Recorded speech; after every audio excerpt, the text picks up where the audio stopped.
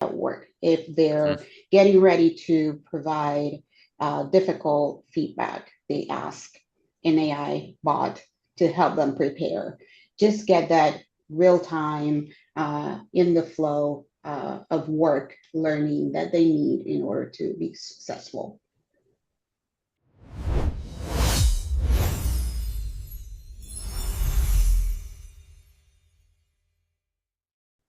Well, welcome to this podcast on what's next, where I get the opportunity to sit down with learning leaders from all sorts of organizations, some very big organizations, some smaller ones, some in the corporate world, some in the nonprofit world, and it's meant to be an open conversation about what's next because a lot of us in our industry, and Sue, I think you would agree, are wondering what's next. I want to introduce you to my guest today. Sue Parcells has been gracious enough to agree to join us today.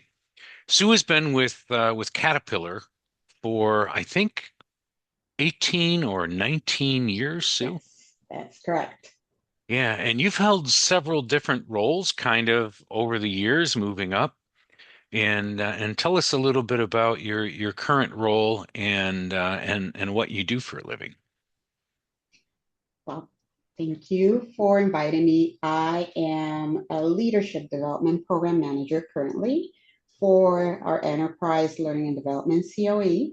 I support this role from Panama, and we have a global team.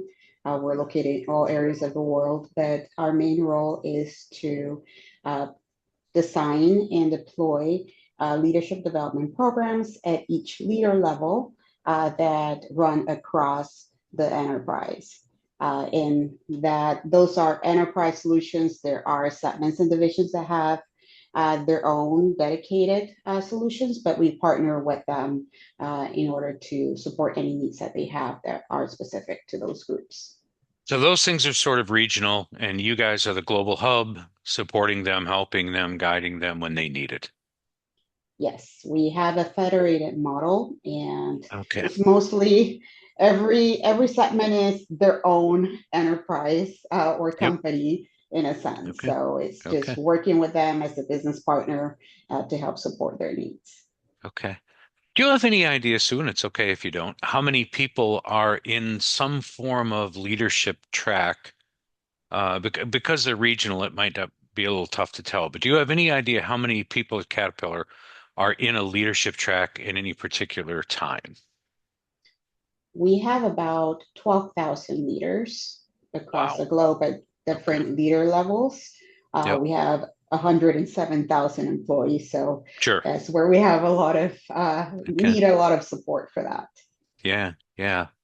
So here are my questions. The very first one, all of this is pointed at the future and in the interesting conversation. Some of it's a little hypothetical. It's okay.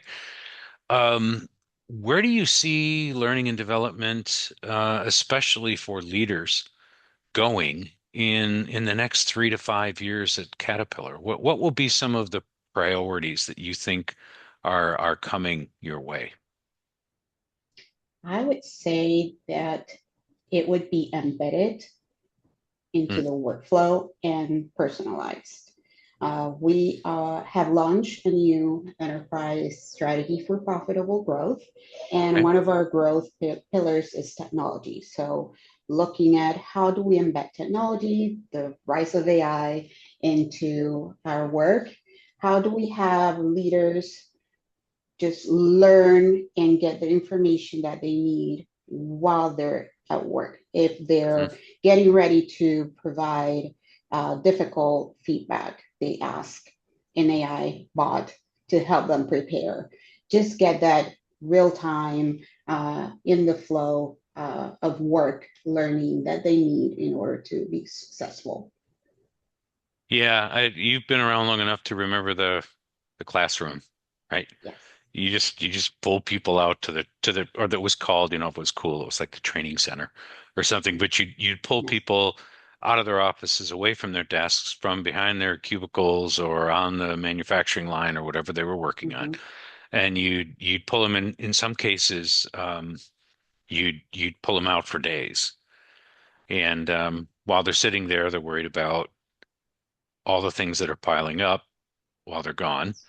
Mhm.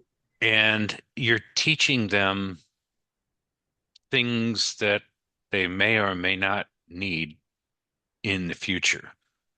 Whereas what you've just described is real time. I'm literally about to have a hard conversation. I'm and so yeah, the advantage of that, and it's not that the people that did it in the learning room, or whatever it was called back in the day, it's not that they didn't like the technology. The technology didn't exist to give them the opportunity to learn right in the moment, kind of the just-in-time learning.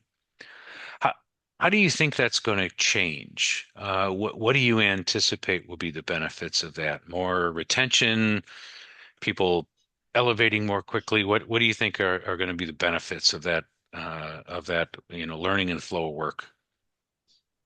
I think it would help with application and reinforcement of what they're learning in the formal leadership development journeys. I think that regardless of us dabbing into AI and technology and in the flow of work learning, there still needs to be a human component to it. Hmm. Leaders are key, leaders of participants are key to reinforcing learning. And there are still key skills that you need to learn regardless. And Yeah, there yeah. is a component again of peer learning from others. So that's where, even though we want just in time in the flow of work learning, you also want to allow them to network and build and learn from each other and learn those key skills that they can then apply and reinforce through technology. So having learning journeys that have components of them practicing, reviewing the Okay. information, getting together in a formal training session, learning from each other, learning key skills, regardless, managing Hmm. change, influencing, emotional intelligence, strategy. Those things are still important to learn, and then get those insights and those best practices from others as to what has worked in their situation, how they apply the learning, and then after the formal session, you're able to build connections, still rely on your network for learning in addition to technology, and leverage technology for reinforcement of that learning. Yeah, yeah. That's a wonderful system. How formal are you in setting up those cohorts? Do you assign people? Do you give them an opportunity? How are you making those social connections so that they can learn? We have different leadership development programs for each level. So coming from emerging leaders and first line leaders, then mid-level managers, directors, and VPs. For each level, we have our new to role programs where they're Mhm. open enrollment. Anybody that is new to the role can attend. And then we have your accelerator programs that help you prepare for the next level. Those are Mhm. more by invitation, depending on what potential they have for becoming the next level leader in the next year or two. And those come out of talent review conversations. Okay. Okay. So what's going to be different in 5 years? I would say, again, technology. How do we embed those things? We've started with um, Copilot at an enterprise level, but still looking into how do we embed AI more seamlessly? How do we upskill our workforce into AI technology, acumen, and Hmm. to also be adaptable and have critical thinking in Yeah. addition to just relying on the technology for support. That's the fear, isn't it? Right? That Yes. you become so, and I think there's some justification for it, but I think it's a little bit unfounded. the idea that AI is going to make us all um, uncritical, because I think that AI is going to flood us with so much information that we actually need extremely well developed critical thinking skills. And so focusing on, and I work with a lot of universities and I mean, everybody in higher ed globally, everywhere around the world is full on panicked for how do you do this? I mean, the whole idea of going into higher ed isn't so much that you learn facts, it's that you learn that critical thinking skill.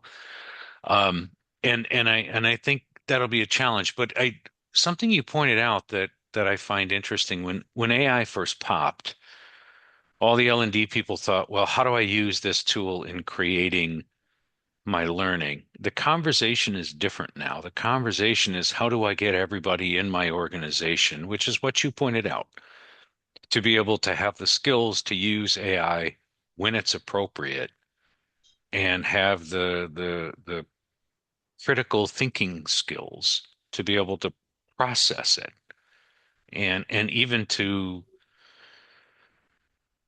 judge its correctness or incorrectness or trustworthiness. Yeah.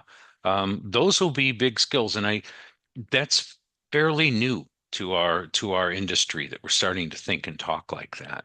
Are you guys doing anything? I mean, I know you're focused primarily at leadership, but are you doing anything pointed at the critical skill thinking or even learning to use AI well? Yes, that is one of our priorities coming out of our new strategy deployment. We have a new CEO and a new CHRO. So that's Oh, wow. where we have a Yeah. new strategy, we have a new people plan, and one of the priorities is digital skilling. And critical thinking and strategic thinking are essential skills that we have available and Yeah. develop all employees on. Yeah. And even that's a change. I mean, it used to be that you had a handful of people, and I'm talking the 50s and 60s where you had a handful of people with critical skill thinking and everybody else just do what we tell you to do, right? And we're realizing what a flawed business model that is, that the more critical, mindful people, emotionally intelligent people that you have, the stronger the organization becomes. So, yeah, you've got an interesting trajectory. Okay, this is my my favorite question. So, if you could get rid of everything that Caterpillar had related to L&D, you could have a blank slate. You no legacy courses, no anything to redo or way to restructure. If you had the same people, same financial resources, and you had a wide open highway in front of you, what would you do differently? Where would you seek to go? I would create a front door to leadership development. We're thinking embedded and personalized. One size does not fit all. Hmm, And that's part of the reason why we have social learning, peer learning as part of our culture of learning in general. But just allowing a leader or an employee to go into a portal and say, I need to develop this, or help me identify what what are my development gaps, and then recommend learning for me. And then in the recommendations list, you have the different options for either digital programs or leadership programs that you can get to enroll into. So just something that would help them, enabling technology to help them guide them through the different learning and yeah, development options. yeah, That would be, I would still not change the human experience. sure. That there needs to be an Yeah, element of networking that's part of our culture, having our values embedded, our behaviors embedded, safety, yep. quality, integrity, just having those elements embedded into our programs is something that I would not Hmm. change. Okay. So the history of L&D is a little bit of us pushing. right? We're pushing learning out. And for a long time, we didn't really even invite people to have an opinion. We just need you to learn this. We need you to pass the quiz, demonstrate the skill, whatever, right? And so we've been constantly pushing, and what that creates is very passive learners. I like your open door analogy of we're going to open a door, especially in leadership development. You don't want to push Yeah. anybody into leadership development because you have to choose that, to Yes. make that door wide and open. And then, as you say, allow them to personalize it for themselves. Um, Yes. and I think a lot of organizations, especially bigger companies, are realizing that you need to give people the opportunity where they will pull and they'll help construct what what they want to learn and the skills that they think they need. And you still need to have a set, like you say, you still need to have Yes. human interaction. It's not you can't learn to be a leader without ever interacting with other Yeah. human beings. That's just not a thing. But I like your open door idea, and I like the self-directed with a little guidance and a little Mhm. support. Wouldn't that be a better role for L&D people? Yes. Um, to actually say, let me help you, then here's what you need to do, and here's how you need to do it. Good, Yes. good. Definitely. That Yeah, would still, we would still need to have identified key gaps across the sure. enterprise. And one of our Yep.